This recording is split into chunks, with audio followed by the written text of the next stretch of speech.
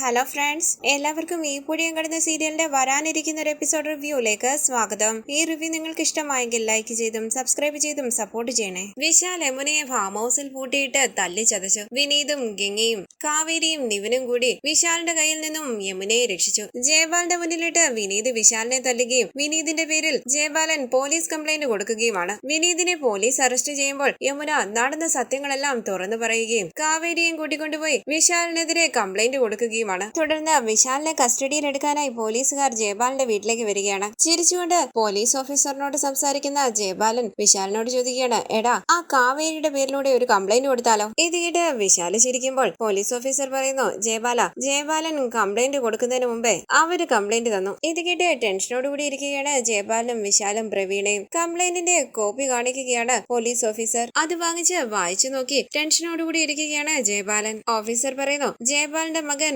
വിശാൽ യമുനയെ തട്ടിക്കൊണ്ടുപോയതായും പൂട്ടിയിട്ട് തല്ലി ചതച്ചതായി കംപ്ലൈന്റ് തന്നിട്ടുണ്ട്. വിശ്വസിക്കാനാകാതെ ജയപാലൻ ചോദിക്കുന്നു, ശരിക്കും അവര് കംപ്ലൈന്റ് തന്നു? ഓഫീസർ പറയുകയാണ്, തന്നു ജയപാലൻ ചോദിക്കുന്നു, ആരാ? ആ യമുനയും അവളുടെ ചേച്ചി കാവേരിയാണോ? അതേന്ന് ഓഫീസർ പറയുമ്പോൾ ഭയത്തോടുകൂടി ജയപാലനെ നോക്കുകയാണ് വിശാൽ. ദേഷ്യത്തോടുകൂടി ജയപാലൻ ചോദിക്കുന്നു, നിങ്ങൾ എന്തിനാ കംപ്ലൈന്റ് വാങ്ങിയത്? ഓഫീസർ ചോദിക്കുന്നു, ആ കുട്ടി വന്ന് കംപ്ലൈന്റ് തരുമ്പോൾ ഞാൻ എങ്ങനെ വാങ്ങാതിരിക്കും? ആ പെണ്ണിന്റെ ശരീരത്തിൽ നിങ്ങളുടെ മകൻ തല്ലിച്ചതച്ച പാടുകളും ഉണ്ട്. കംപ്ലൈന്റ് സ്വീകരിച്ചില്ലെങ്കിൽ എനിക്ക് വലിയ പ്രശ്നമാകും, ഒന്ന് മനസ്സിലാക്ക്. ഇത് കേട്ട് ജയപാലൻ ചോദിക്കുന്നു, അത് പറയാനാണോ ഇവിടെ വന്നത്? ശരി, ഞാൻ വക്കീലിനെ വെച്ച് ഈ കാര്യം നോക്കിക്കോളാം, നിങ്ങൾ പോകാൻ നോക്ക്. ഇത് കേട്ട് ഓഫീസർ ചോദിക്കുന്നു, പോകാനോ? നിങ്ങൾ വക്കീലെ വെച്ച് കേസിന്റെ കാര്യങ്ങൾ നോക്കിക്കോ, ഞാനിപ്പം നിങ്ങളുടെ മകനെ കൂട്ടിക്കൊണ്ടു പോകാനാ വന്നത്. ഇത് കേട്ട് ഞെട്ടി അവിടെ നിന്ന് എഴുന്നേൽക്കുകയാണ് ജയപാലനും വിശാലും. പ്രവീണ ചോദിക്കുന്നു, എന്റെ മോനെ നിങ്ങൾ എങ്ങോട്ട് കൂട്ടിക്കൊണ്ടു പോകാനാ? ഓഫീസർ പറയുന്നു, പോലീസ് സ്റ്റേഷനിലേക്ക്. ജയപാലൻ ചോദിക്കുന്നു, നിങ്ങൾ എന്താ ഈ പറയുന്നത്? അപ്പോൾ ഓഫീസർ പറയുകയാണ്, അതെ ജയപാല, അവര് നിങ്ങളുടെ മകന്റെ പേരിൽ കംപ്ലൈന്റ് തന്നിരിക്കുകയാണ്. ഞാൻ സ്റ്റേഷനിലേക്ക് ഇയാളെ കൊണ്ടുപോയില്ലെങ്കിൽ വലിയ തെറ്റാകും. വാ പോകാന്ന് പറഞ്ഞ് വിശാലിന്റെ കയ്യിലേക്ക് പിടിക്കുകയാണ് ഓഫീസർ. സർ ഞാൻ വരില്ല എന്ന് പറഞ്ഞ് വിശാൽ ബഹളം വെക്കുമ്പോൾ വാന്നും പറഞ്ഞ് ബലമായി പിടിച്ചു വലിക്കുകയാണ് ഓഫീസർ. സർ വിടെന്ന് പറഞ്ഞ് പ്രവീണ ബഹളം വെക്കുമ്പോൾ കൈ തട്ടി മാറ്റി ജയപാലൻ പറയുന്നു, സർ അവനെ വിട്, ഞാൻ വക്കീലിനോട് സംസാരിക്കാമെന്ന് പറഞ്ഞില്ലേ? വിരൽ ചൂണ്ടി ഓഫീസർ പറയുന്നു, നിങ്ങൾ ആരോട് വേണമെങ്കിലും സംസാരിച്ചോ, എനിക്കിപ്പം നിങ്ങളുടെ മകനെ കൂട്ടിക്കൊണ്ട് പോയേ പറ്റൂ, ഇല്ലെങ്കിൽ വലിയ പ്രശ്നമാകും. വാടാന്ന് പറഞ്ഞ് വിശാലിന്റെ കയ്യിൽ പിടിച്ചു വലിക്കുകയാണ് ഓഫീസർ. അച്ഛൻ ഞാൻ പോകില്ല എന്ന് പറഞ്ഞ് വിശാൽ ജയപാലിന്റെ പിന്നിലേക്ക് നിൽക്കുകയാണ്. ഓഫീസറുടെ നേരെ വിരൽ ചൂണ്ടി ജയപാലൻ ചോദിക്കുന്നു, നിങ്ങൾ ആരോടാ സംസാരിക്കുന്നറിയാലോ? അപ്പോഴാ ഓഫീസർ പറയുകയാണ്, ജയപാല എന്നോട് സംസാരിക്കുന്നത് പോലെയൊന്നും കമ്മീഷണറോട് സംസാരിക്കാൻ പറ്റില്ല, ഒന്ന് മനസ്സിലാക്ക്. ആദ്യം നിങ്ങളുടെ മകനോട് എന്റെ ഒപ്പം വരാൻ പറ. കരഞ്ഞുകൊണ്ട് പ്രവീണ പറയുകയാണ്, പോലീസ് സ്റ്റേഷനിലേക്കൊന്നും എന്റെ മകനെ പറഞ്ഞു വിടാൻ പറ്റില്ല, ഞാൻ അവനെ വിടില്ല. ഇത് കേട്ട് ജയപാലൻ പറയുന്നു, മിണ്ടാ നിൽക്കടി. അപ്പോൾ ഓഫീസർ പറയുകയാണ്, ജയപാലൻ തന്നെ പറഞ്ഞു വിട്ടാ കൊള്ളാം, അല്ലെങ്കിൽ തല്ലി ചതച്ച് ബലമായി കൂട്ടിക്കൊണ്ടു പോകേണ്ടി വരും. ഇത് കേട്ട് ഒന്ന് ആലോചിച്ച് ജയപാലൻ പറയുന്നു, ശരി കൂട്ടിക്കൊണ്ടുപോ. ഇത് കേട്ട് വിശാൽ ചോദിക്കാണ്, അച്ഛൻ എന്തേ പറയുന്നത്? കൂട്ടിക്കൊണ്ടു പോകാനോ? ഞാൻ പോലീസ് സ്റ്റേഷനിലേക്കൊന്നും പോകില്ല അച്ഛാ. അപ്പൊ ജയപാലൻ പറയുകയാണ്, വിശാലെ നീ ഇപ്പൊ ഇവരുടെ ഒപ്പം പോ, ഞാൻ ഉടനെ തന്നെ അവിടെ എത്തി നിന്നെ തിരിച്ചു കൊണ്ടുവരാം. വിശാൽ പറയുകയാണ്, അച്ഛാ എനിക്ക് പോകാൻ പറ്റില്ല, ഞാൻ പോകില്ല അച്ഛാ. ഇത് കേട്ട് ജയപാലൻ പറയുകയാണ്, വിശാൽ നിന്റെ അച്ഛനുണ്ട് കൂടെ, ഞാൻ വക്കീലിനെയും കൂട്ടിക്കൊണ്ടുവന്ന് നിന്നെ ഞാൻ തിരിച്ചു കൊണ്ടുവരാം, ഞാനല്ലേ പറയുന്നത്, ഇപ്പൊ പോ. കരഞ്ഞോണ്ട് പ്രവീണ പറയുകയാണ്, നിങ്ങൾ പറയുന്നത് കേട്ടാൽ സ്കൂളിലേക്ക് പറഞ്ഞു വിടുന്നത് പോലെയാണല്ലോ, നിങ്ങൾ പോലീസ് സ്റ്റേഷനിലേക്കാ എന്റെ മോനെ പറഞ്ഞു വിടുന്നത്. അടച്ച മിണ്ടാതിരിക്കടിക്കുന്ന ജയപാലൻ പറയുമ്പോൾ വിശാൽ പറയുകയാണ്, അച്ഛൻ ഞാൻ പോകില്ല. അപ്പോൾ ഓഫീസർ പറയുകയാണ്, മര്യാദയ്ക്ക് നിങ്ങൾ എന്റെ ഒപ്പം മകനെ പറഞ്ഞു വിടുന്നതാണ് നല്ലത്, അല്ലെങ്കിൽ തല്ലി ചതച്ച് എനിക്ക് ഇവിടുന്ന് കൊണ്ടുപോകേണ്ടി വരും. അപ്പൊ വിശാൽ പറയുകയാണ്, അച്ഛൻ ഞാൻ പോകില്ല, എനിക്ക് പേടിയാ. ദേഷ്യത്തോടുകൂടി ജയപാലൻ ചോദിക്കുന്നു, നീ എന്തിനാണ് ഇങ്ങനെ പേടിക്കുന്നത്? ഞാൻ പറഞ്ഞില്ലേ നിന്നെ ഞാൻ രക്ഷിച്ചോളാവുന്ന. ഞാൻ പോകില്ല എന്ന് പറഞ്ഞ് വിശാല് ബഹളം വെക്കുമ്പോൾ വാട ഇങ്ങോട്ടെന്ന് പറഞ്ഞ് പോലീസ് ഓഫീസർ വിശാലിനെ പിടിച്ചു വലിക്കുകയാണ്. ജയപാലനും പ്രവീണയും തടയാൻ ശ്രമിക്കുമ്പോൾ ഓഫീസർ ജയപാലിനെ പിടിച്ചു മാറ്റി ബലമായി വിശാലിനെ അവിടെ നിന്ന് കൊണ്ടുപോവുകയാണ്. ദേഷ്യത്തോടുകൂടി ജയപാലൻ പറയുന്നു, അവനെ ഞാൻ പറഞ്ഞു വിടാന്ന് പറഞ്ഞില്ലേ, പിന്നെ നിങ്ങൾ എന്തിനാ ബലമായി അവനെ പിടിച്ചോണ്ട് പോകുന്നത്? ജയപാലിന്റെ നേരെ വിരൽ ചൂണ്ടി ഓഫീസർ വിശാലിനെ പിടിച്ചു വലിച്ച് വണ്ടിയിലേക്കാക്കി അവിടെ നിന്ന് കൊണ്ടുപോവുകയാണ്.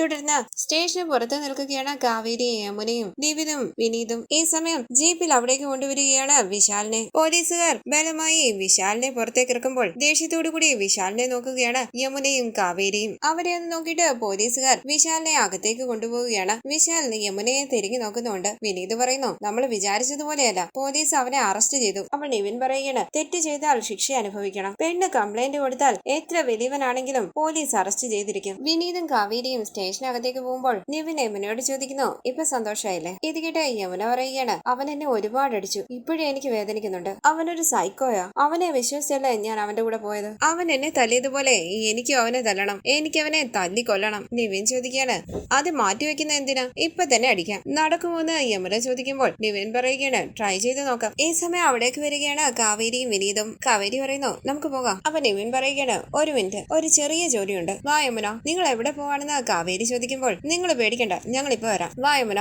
അങ്ങനെ നിവിൻ യമുനയും കൂട്ടി അകത്തേക്ക് പോകുമ്പോൾ വിനീതേട്ട വാന്ന് പറഞ്ഞ് കാവേരിയും വിനീതിനെയും കൂട്ടി പിന്നാലെ പോവുകയാണ്. തുടർന്ന് നിവിൻ പോലീസുകാരുമായി സംസാരിച്ച് വിശാലിനെ സെല്ലിൽ നിന്നും പുറത്തേക്ക് ഇറക്കുകയാണ്. വിശാൽ യമുനയോട് പറയുന്നു, അടിക്കണമെന്ന് പറഞ്ഞില്ലേ, അടിക്ക്. ഇത് കേട്ട് വിശാല യമുനയെ നോക്കുമ്പോൾ യമുന വളരെ ദേഷ്യത്തോടുകൂടി വിശാലിനെ നോക്കുകയാണ്. കാവേരിയും വിനീതും ടെൻഷനോടുകൂടി മുഖത്തോട് മുഖം നോക്കുന്നു. വേണ്ട, എന്തെങ്കിലും പ്രശ്നമാകുമെന്ന് കാവേരി പറയുമ്പോൾ നിവിൻ പറയുകയാണ്, ഒരു പ്രശ്നമാകില്ല, ഞാൻ നോക്കിക്കോളാം. യമുന അടിക്ക്. അടിക്കാനാ പറഞ്ഞത്. യമുനയുടെ നേരെ വിരൽ ചൂണ്ടി വിശാൽ പറയുന്നു, വേണ്ട, ദേഹത്ത് കൈവയ്ക്കുന്ന പരിപാടിയൊന്നും വേണ്ട. യമുന വളരെ ദേഷ്യത്തോടുകൂടി വിശാലിന്റെ കർണമുഖം ചടിക്കുകയാണ്. ഇത് കണ്ട് എല്ലാവരും ഞെട്ടി നിൽക്കുമ്പോൾ യമുന വീണ്ടും വിശാലിന്റെ അടുത്ത കർണമുഖം ചർണം കൊടുക്കുകയാണ്. വളരെ ദേഷ്യത്തോടുകൂടി യമുന വീണ്ടും വീണ്ടും തല്ലുമ്പോൾ തടയാനാകാതെ നിന്ന് തല്ലുകൊള്ളുകയാണ് വിശാൽ. ഷർട്ടിൽ കുത്തിപ്പിടിച്ച യമുന ചോദിക്കുന്നു, നിന്നെ വിശ്വസിച്ചല്ലടാ ഞാൻ വന്നത്, നീ എന്തിനാണ് എന്നോട് ഇങ്ങനെ ചെയ്തത്? അങ്ങനെ യമുന വീണ്ടും തല്ലുമ്പോൾ വിശാൽ സെല്ലിനകത്തേക്ക് ഓടി കയറുകയാണ്. നിവിൻ വിശാലിനെ പിടിച്ചു വലിച്ച് പുറത്തേക്ക് കൊണ്ടുവരുമ്പോൾ വീണ്ടും യമുന തല്ലുകയാണ്. ടെൻഷനോടുകൂടി കാവേരിയും നിവിനെ നോക്കുമ്പോൾ ഒന്നുമില്ലെന്ന്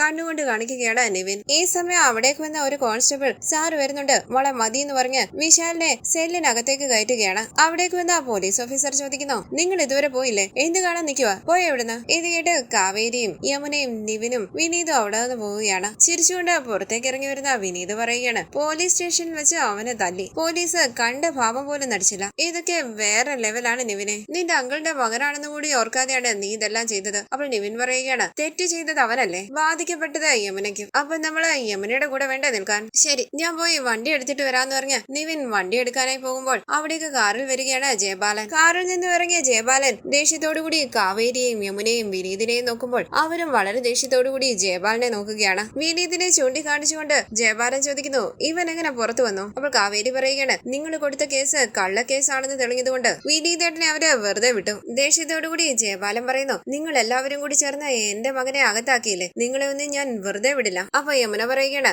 അവൻ പുറത്ത് ജീവിക്കേണ്ട ആളല്ല, അകത്ത് ജീവിക്കേണ്ട ആളാ, അതാണ് അവന് പറ്റിയ സ്ഥലം. വിരൽ ചൂണ്ടി ജയബാലൻ പറയുന്നു, വിടില്ല, ഞാൻ ഒരുത്തിനെയും ഞാൻ വെറുതെ വിടില്ല. ഇത് കേട്ട് വിനീത് പറയുകയാണ്, ഒന്ന് പോടും. അപ്പൊ ജയബാലൻ പറയുകയാണ്, അനുഭവിക്കും, നിങ്ങള് എല്ലാത്തിനും കൂടി ചേർത്ത് നിങ്ങൾ അനുഭവിക്കും. അപ്പോൾ കാവേരി പറയുകയാണ്, ഇപ്പൊ നിങ്ങളുടെ മകൻ അകത്ത് പോയി, ഇനി അടുത്തത് നിങ്ങളാണ് സർ. ജയിൽ എങ്ങനെയുണ്ടെന്ന് നന്നായി നോക്കിക്കോ, നിങ്ങൾക്ക് വേണ്ടുന്ന രീതിയിൽ സെറ്റ് ചെയ്ത് വെച്ചോ, നിങ്ങൾക്ക് നല്ല ഇൻഫ്ലുവൻസ് ഉള്ള ആളല്ലേ, അത് ഞാൻ നോക്കിക്കോളാം എന്ന് പറഞ്ഞ ദേഷ്യത്തോടുകൂടി അവരെ ഒന്ന് നോക്കിയിട്ട് ജയപാലൻ അകത്തേക്ക് പോവുകയാണ്. തുടർന്ന് കാറിൽ നിവിൻ വിനീതിനെയും കാവേരിയും യമുനയും സ്നേഹതീരത്ത് കൊണ്ടുവിടുകയാണ്. പുഞ്ചിരിച്ച് നിവിൻ യമുനയോട് പറയുന്നു, ഇന്ന് യമുന ചെയ്ത കാര്യം ധൈര്യമുള്ള ഒരു പെൺകുട്ടി എടുക്കുന്ന തീരുമാനമാ, നല്ലൊരു തീരുമാനം, എല്ലാത്തിനും ഒരുപാട് നന്ദി ഉണ്ടിടാന്ന് പറഞ്ഞ് വിനീത് നിവിനെ ചേർത്ത് പിടിക്കുകയാണ്. അപ്പൊ കാവേരി പറയുന്നു, വിനീതേട്ടാ, ഗംഗേച്ചി വിനീതേട്ടനെ കാത്തിരിക്കുക, അകത്തേക്ക് പോകും. ഇത് കേട്ട് വിനീതും യമുനയും അകത്തേക്ക് പോകുമ്പോൾ അരികിലേക്ക് വന്ന കാവേരി പറയുന്നു, താങ്ക് യു, അകത്തേക്ക് കയറുക. വേണ്ടാന്ന് നിവിൻ പറയുമ്പോൾ കാവേരി ചോദിക്കുകയാണ്, അമ്മ എന്തെങ്കിലും പറയുമോ എന്നുള്ള പേടിയാണോ? അമ്മയൊന്നും പറയാതെ ഞാൻ നോക്കിക്കോളാം. പുഞ്ചിരിച്ച് നിവിൻ പറയുന്നു,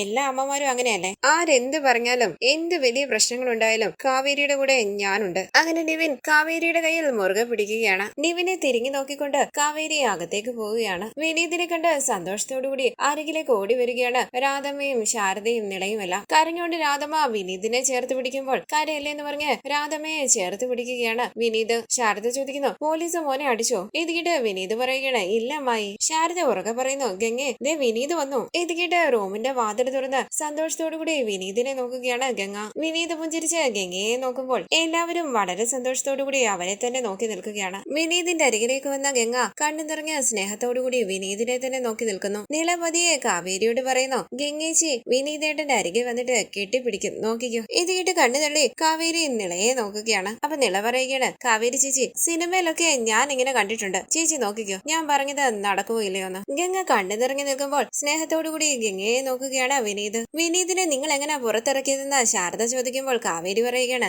ജയപാലൻ കൊടുത്ത കള്ളക്കേസല്ലേ ഇത്, അയാൾക്കും അറിയാം ഇതൊന്നും നിലനിൽക്കില്ലാന്ന്. ഇത് കേട്ട് കാവേരി പറയുകയാണ്, അമ്മ എന്ന് വെറുതെ നിൽക്ക്. ഗംഗേച്ചി വിനീതേട്ടൻ വന്നത് കണ്ടില്ലേ, വിനീതേട്ടന് ചായയോ കാപ്പിയോ ജ്യൂസോ എന്താന്ന് വെച്ചാൽ ഉണ്ടാക്കി കൊടുക്ക്. അപ്പൊ ശാരദ പറയുകയാണ്, ഗംഗെ സൂപ്പ് ഉണ്ടാക്കിയാ മതി, സൂപ്പ് സൂപ്പ് മതിയൊന്ന് ഗംഗ ചോദിക്കുമ്പോൾ കാവേരി പറയുകയാണ് എന്തെങ്കിലും ഒന്ന് കൊണ്ട കൊടുക്ക്. ശാരദ ചോദിക്കുന്നു ഇനി അവര് സ്റ്റേഷനിലേക്ക് വിളിക്കോ? അപ്പോൾ കാവേരി പറയുകയാണ് അമ്മയുടെ ഈ ചോദ്യം ചെയ്യലൊന്ന് നിർത്തുന്നുണ്ടോ? ഇവിടോട്ടിരിക്കെ, സൂപ്പ് വരുന്നത് വരെ ആരും വേണ്ടി പോകരുത്. ഈ സമയം കരഞ്ഞുകൊണ്ട് മോനെ വിനീതയെന്ന് വിളിച്ച് അവിടെ കൂടി വരികയാണ് സുജാത. ചായയുമായി അവിടേക്ക് വരുന്ന ഗംഗയുടെ കയ്യിൽ നിന്നും ചായക്കപ്പ് താഴേക്ക് വീണ് പൊട്ടുന്നു. എന്റെ മോനെ പോലീസ് അറസ്റ്റ് ചെയ്തല്ലോ എന്ന് പറഞ്ഞ് വിനീതിനെ കെട്ടിപ്പിടിച്ച് കരയുകയാണ് സുജാത. ഞാനിങ്ങ് വന്നില്ലേ അമ്മയെന്ന് പറഞ്ഞ് വിനീത് സുജാതയെ ആശ്വസിപ്പിക്കാനായി ശ്രമിക്കുകയാണ്. ഗംഗയൊന്ന് നോക്കിയിട്ട് സുജാത പറയുന്നു മോനെ വാ, നമുക്ക് നമ്മുടെ വീട്ടിലേക്ക് പോകാം. സുജാതയെ തടഞ്ഞുകൊണ്ട് നില പറയുകയാണ് വിനീതേട്ടൻ ഇവിടെ നിന്നാ മതി. എന്റെ മകനെ ഞാൻ കൂട്ടിക്കൊണ്ടു പോകുന്നതിന് നിനക്ക് എന്താടിയെന്ന് സുജാത ചോദിക്കുമ്പോൾ വിനീത് പറയുകയാണ് അമ്മേ ഞാൻ വന്നില്ലെങ്കിൽ ഞാൻ ഉറപ്പായിട്ടും വീട്ടിലേക്ക് വരാം. ഇപ്പൊ പോകാതെ സുജാത പറയുമ്പോൾ രാധമ്മ പറയുകയാണ് അവൻ ഇപ്പൊ ഇങ്ങോട്ട് വന്ന് കയറിയതല്ലേ ഉള്ളൂ,